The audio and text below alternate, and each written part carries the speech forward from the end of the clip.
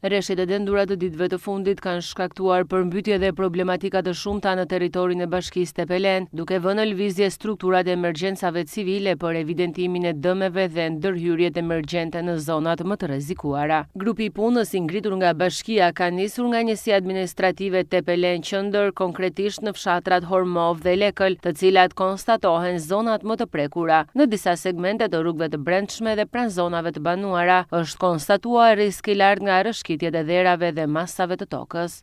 Si pasojë e rreshjeve intensive të javëve të fundit, Bashkia Tepelen ka ngritur grupin e emergjencave civile me qëllim evidentimin e problematikave dhe ndërhyrjet emergjente në terren.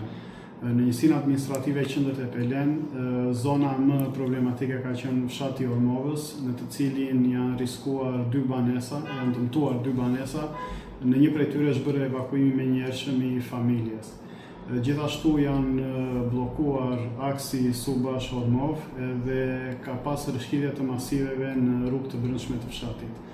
Në fshatin Lekël, gjithashtu është evidentuar dëmtimi i një banese. Po ashtu në njësinë Qendër janë kryer zhbllokime të menjëhershme të akseve Tepelen-Dukaj dhe Salarini-Vish. Paralelisht me procesin e verifikimit të dëmeve, janë ndërmarrë edhe ndërhyrje të menjëhershme për të parandaluar përshkallëzimin e situatës në pikat më kritike, veçanërisht aty ku rrezikohen hapësirat publike dhe banesat e banorëve.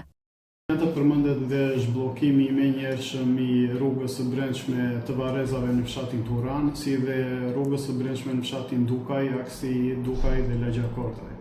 Në njësinë administrative Kurvelesh janë evidentuar 5 banesa të dëmtuara, gjithashtu nga firma kontraktore është bërë pastrimi menjëhershëm i aksit Tepelen Kurvelesh.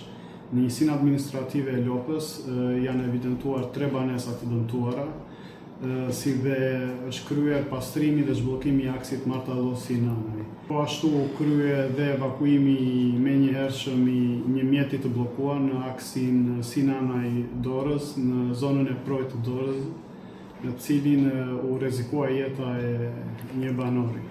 Ndërkohë, puna për evidentimin e dëmeve po vijon edhe në qytetin e Tepelenës, si dhe në fshatrat Kordhaj, Dhëmblan dhe në çdo njësi administrative të bashkisë. Ekipet janë në terren për të kryer një vlerësim të plotë të situatës, me qëllim hartimin e një panorame të saktë të dëmeve dhe planifikimin e ndërhyrjeve të mëtejshme. Autoritetet lokale ju bëjnë thirrje banorëve të tregojnë kujdes të shtuar veçanërisht në zonat me risk të lartë, ndërsa strukturat e emergjencave mbeten në kadishmëri të plotë për çdo situatë të mundshme.